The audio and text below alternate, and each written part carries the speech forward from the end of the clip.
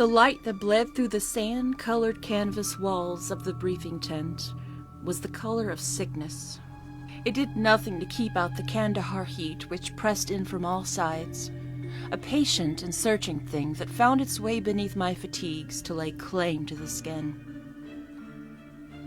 My team, called Ares 1, sat on trembling, folding chairs about a table of scavenged plywood. We were the men they sent for when the world went crooked in a way that powder and ballistics could not account for. We were ghosts sent to hunt the same. Across the warped wood from me sat Elias Vance, who we called Deacon, and he polished the dark eye of his spotter scope with a studied and nearly unholy claim. His quiet was a stone island in the river of my own disquiet. To my left, Corporal Ramirez, called Rico, worked a toothpick from one corner of his mouth to the other. His leg beat out a jittering beat against the packed and barren earth. A secret and anxious heart. Our medic, Specialist Miller, a man known only as Doc, was scratching in a notepad with the lead of a pencil. He made drawings of bones and organs as a cartographer might map a strange and broken country, for he saw all the world as a thing to be mended. And by the projector screen stood the lieutenant, a boy named Wallace, fresh from the academy, and he stood so rigid that you knew he feared he might break apart if he moved. Colonel Matthews parted the canvas flap and entered the heat. He was a man whose face was of sun and bad wars, and he did not believe in the husbandry of words. "All right, listen up." A wan, sterile light bloomed against the screen. It showed a geometry of sand-filled barriers and tents, a fleeting human scar upon a land that would not long suffer it. The outpost was a child's toy set at the feet of a jagged spine of mountains. The Hindu Kush, a boneyard of nations. "This is the forward operating base Kilo 7, Matthews said, and his voice was flat as a shovel blade. "As of 0400 yesterday, it went dark." Rico's toothpick fell from his mouth and lay dead in the dust. "Taliban?" "That's the assumption we're working with," Matthews said, but the truth of his eyes was a different and harder thing. "A company from the 10th Mountain was stationed there. 68 souls. Kilo 7, unofficially known as the Devil's Anvil. It was established 3 months ago to monitor suspected smuggling routes through the Toragar range." He touched a key and the image grew, the camera closing on the wound. You could see no fire and no ruin and no sign of the violence of men. It only looked scoured clean. Empty. "Radio's dead. No distress call, no satellite pings from their emergency beacons. A drone passed this morning, showed no signs of life. No bodies, no hostiles, just nothing." A quiet fell in the tent then that was older and heavier than our own. "Command wants us buttoned up quiet. They're worried it was a new chemical agent, maybe a mass desertion, though God knows where a man would desert to in that country. Your job, Sergeant Carter," he said, and his eyes found mine and held them, "is to take your team, fly in, assess the situation, and report back. Find out what happened to those men." "Just us, sir?" I asked, and the question felt small. A cold stone of a thing had settled low in my gut, a 5-man team for 68 ghosts. "You're fast and you're discreet. If we send in a battalion, it will become an international incident. We need eyes on the ground before we kick the hornet's nest. Find out what we're dealing with." He looked from my face to the faces of the others, as a man might look at his tools before a hard job. "You're the best I've got. Get it done." The Black Hawk was a vessel of noise and bad nerves. We flew low and we flew fast, and the hide of the country below was a ruined and cast-off thing, a brown cloth crumpled in God's fist. Then the mountains rose to meet us. When the outpost came into view, it was as the drone had shown it, abandoned, a ghost town made of sand and wire. The pilot set us down 50 meters out, and the wash from the rotors raised up a blinding country of dust. The moment the engine spooled into silence, a new silence came for us. There were no generators humming, no talk from distant men, not even the small life of insects. Only the thin and sorrowful cry of the wind as it passed through the coils of razor wire, like a paid mourner.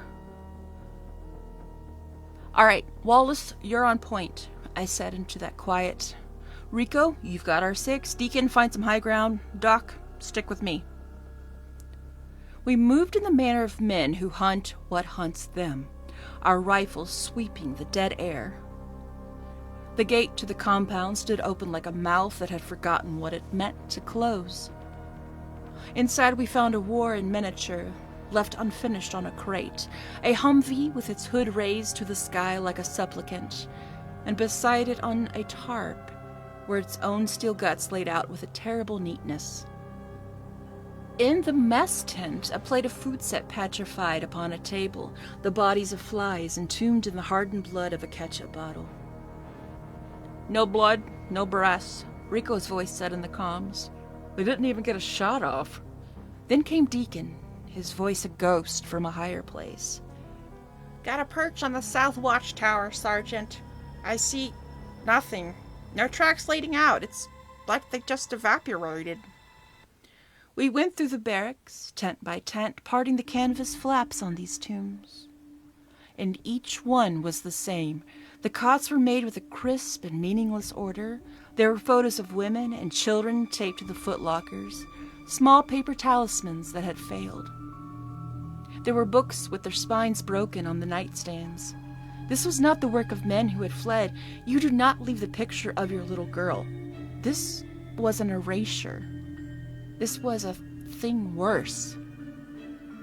There was a taste upon the air. It was a strange and coppery thing that carried with it a faint and sickly sweetness. The taste of shed blood, but beneath it something else. Something feral. "Sarge, you gotta see this," Doc Miller called from behind the comms tent. We found him on his knees beside a great steel shipping container, and there was the first sermon of the violence. Down the side of the container were 3 gouges raked through the metal, which was peeled back like the rind of some bitter fruit. The furrows were a foot apart. "No animal I know of could do that," Doc said. "Look at the edges. Not sharp, like claws. They're serrated." A coldness that had nothing to do with the mountain air moved through me. I followed the scent and the line of Doc's gaze around the container. And we saw where the men of Kilo 7 had gone. They were piled in the long shadow of a Hesco barrier.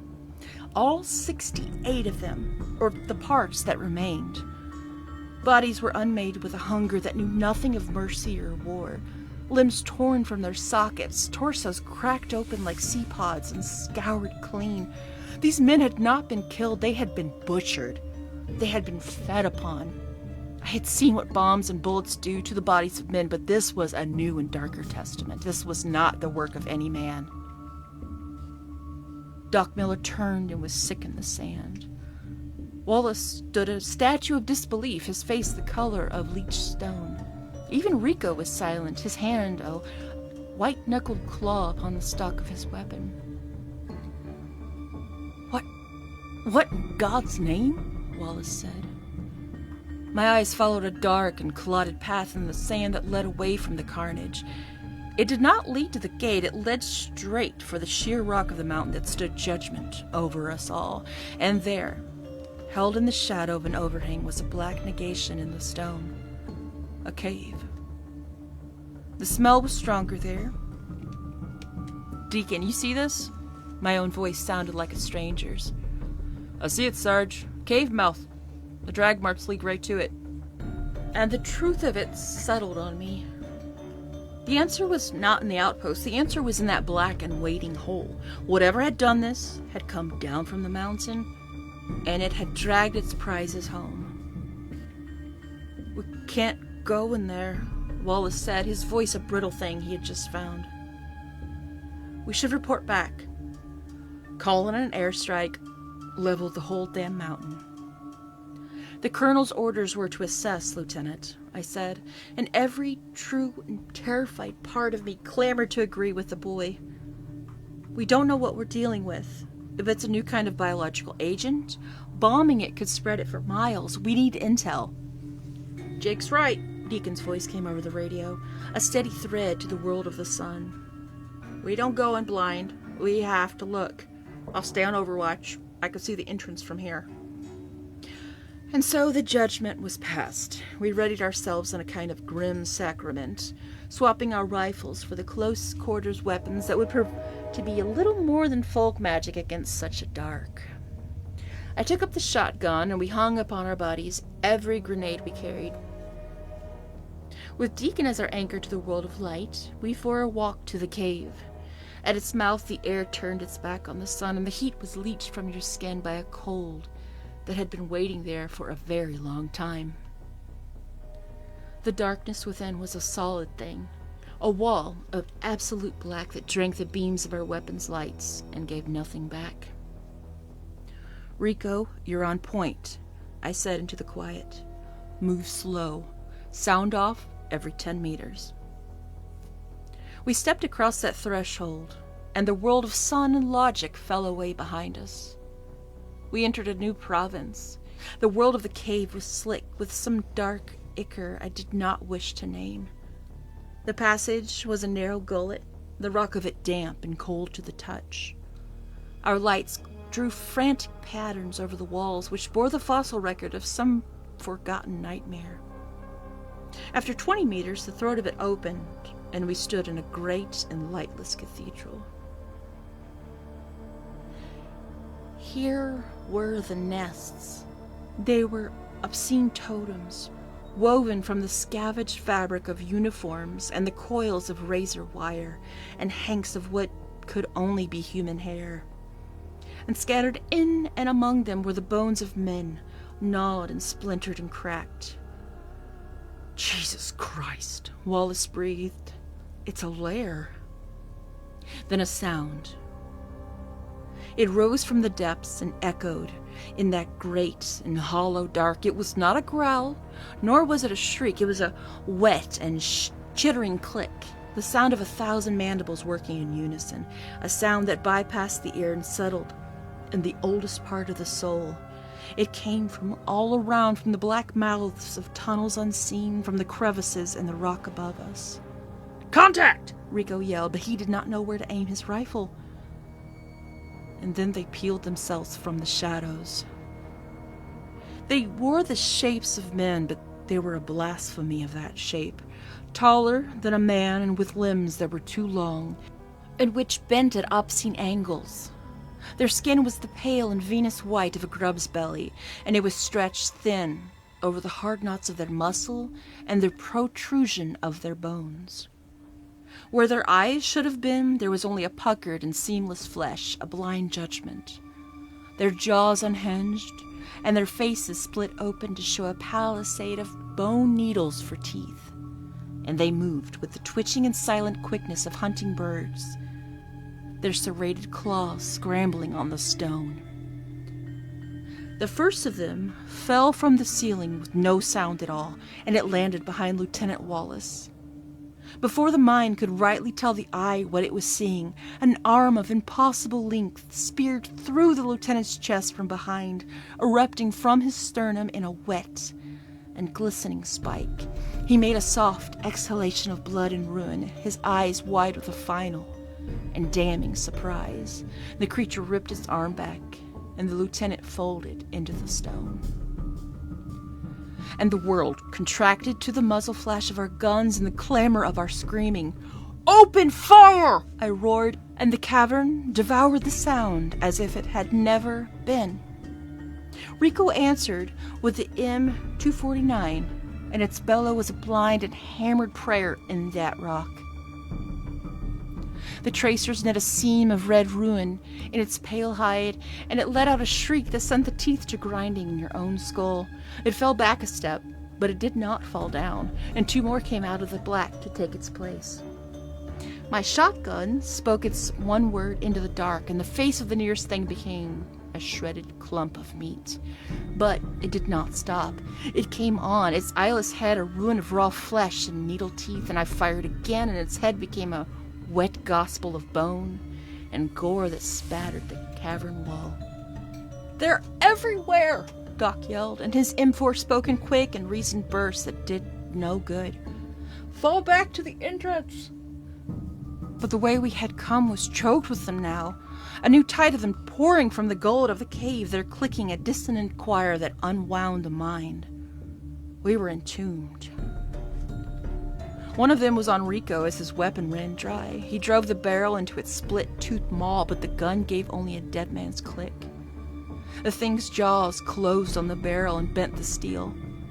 Another came at him from the side, and its claws unzipped his armor, and in the flesh beneath it, as if it were muslin cloth. He made a high and final sound of terror that was severed by the crunch of bone, and I saw his legs kicking at the empty air as they bore him away into a blacker dark. "Rico's down! He's gone!" I cried into the radio. "Sarge, I'm coming to you!" Deacon's voice said. "Hold on!" A thing hit me from the side, and its weight was a sinewy and shocking truth. The reek of its breath was a hot and graveyard thing in my face, and its teeth scraped and probed at my helmet's visor, seeking a way in. I put the barrel of my shotgun to the place its throat would be, and sent my last shell home. The recoil was a judgment against my shoulder, but the monster's head ceased to be. I scrambled away from my body and drew my pistol. "Doc, to me!" I saw him then. Doc Miller, on his knees by the ruin of Wallace. He was a man made of medicine, and all his learning was of no account here. He was just staring at the butchery, at a body unmade in a way his science could not comprehend. "Miller, move!" I screamed. He looked up at me, and his face was a pale moon of catatonia. 2 of them came upon him, 1 from each side. He made no sound at all as they took him apart, and the wet and rending sound of a man unmade is a sound that has a room in me forever. I was alone. The clicking was a closing circle. I was a man already dead in a stinking cave at the bitter end of the world. Then came a crack from the cave mouth. The thing stalking me collapsed with a hole drilled through its chest cavity. "Jake, this way!" It was Deacon. He stood in the narrow tunnel mouth like a man sent from another and better world. His sniper rifle, a tool of distance and patience, was now a brutal cudgel in the close dark.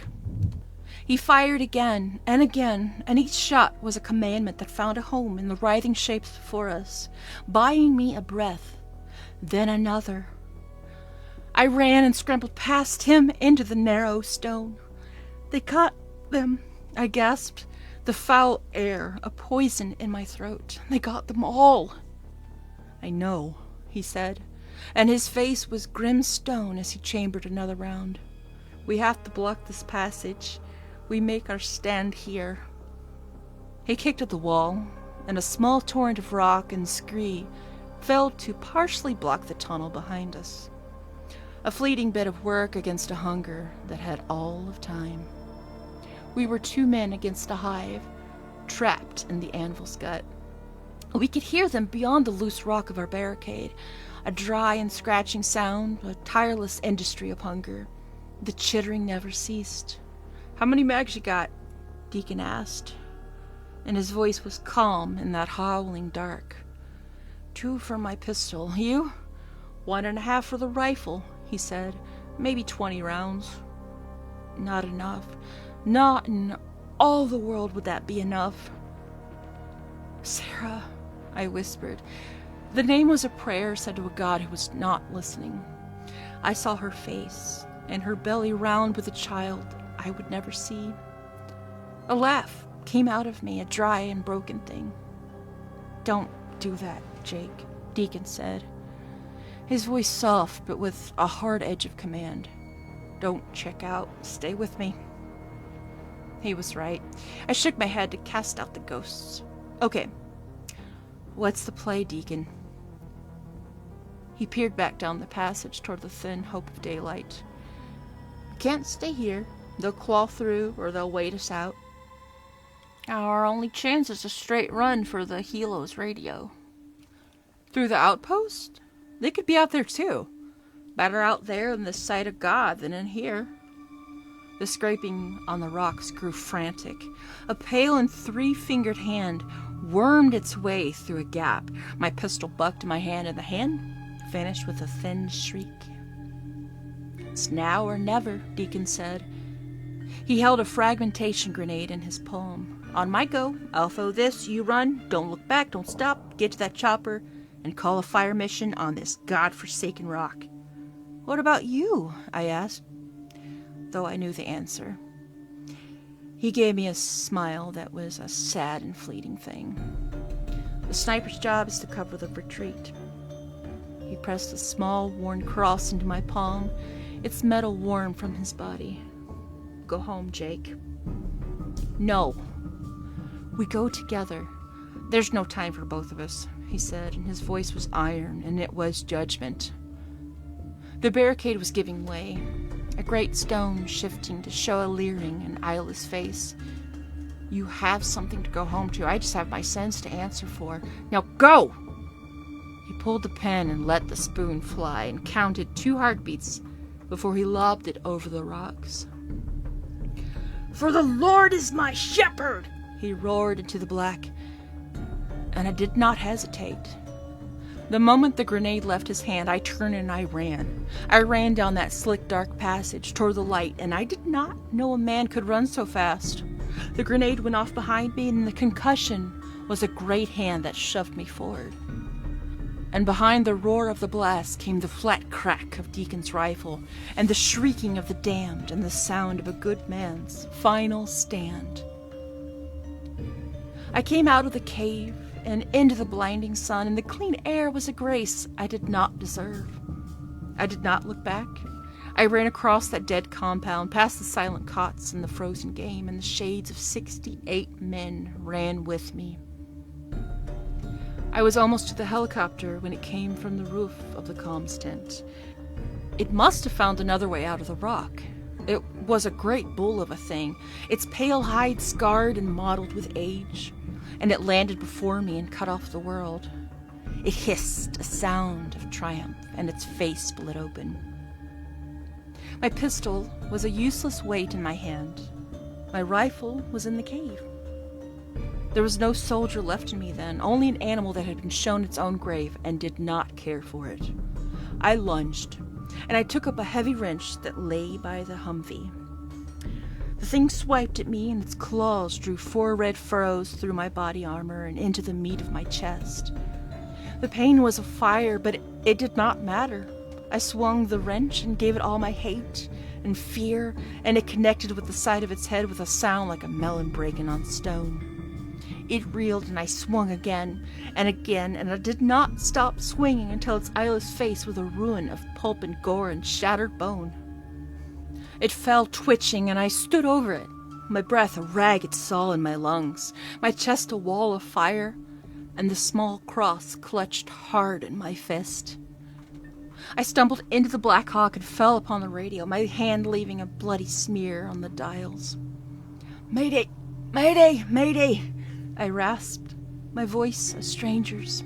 "This is Sergeant Carter, Ares 1. Kilo 7 is compromised. Bring hell. Bring everything you have. Burn it all.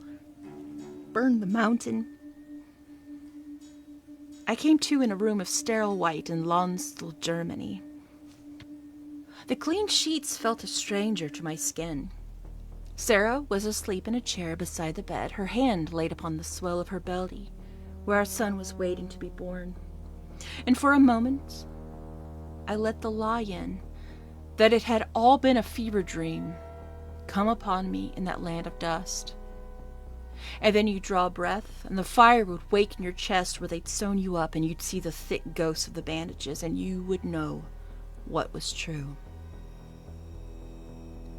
Men in uniforms that held a press, which knew nothing of dirt or blood, sat across a polished table and listened. I told them of the cave and the nests made of wire and hair. I told them of the eyeless things and the bone claws.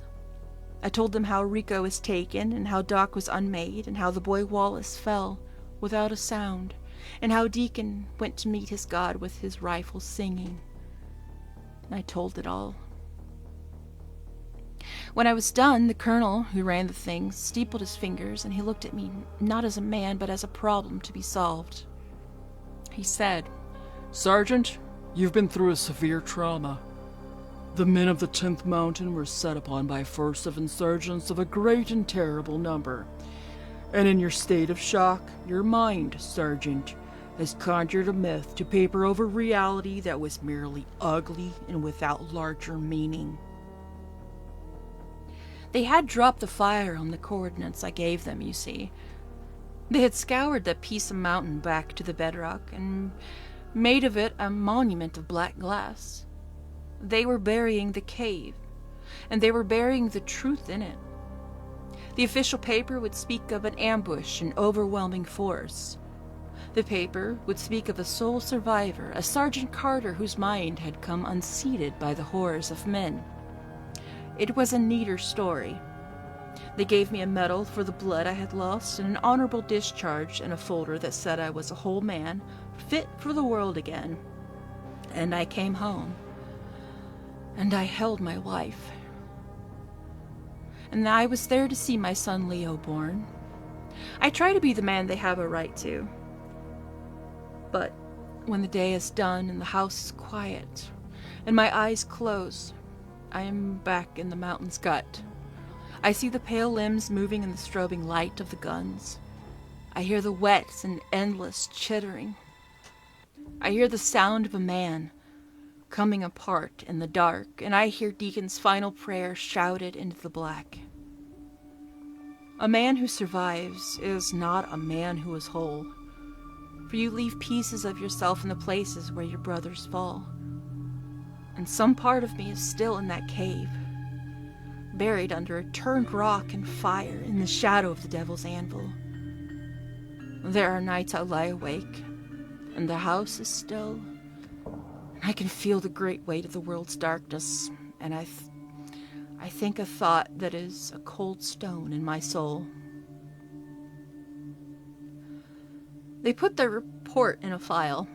They buried the truth under rock and lies, but what if that stone is just a seal upon one tomb among many? What if this world has other such cellars deep in its high and lonely places? What if these things that live in the dark are not gone, but are only waiting? I survived, but the war is not over. It's a war fought in the quiet of the night against an enemy no one else has ever seen. And I am a lonely watchman on a wall that no one else knows is there.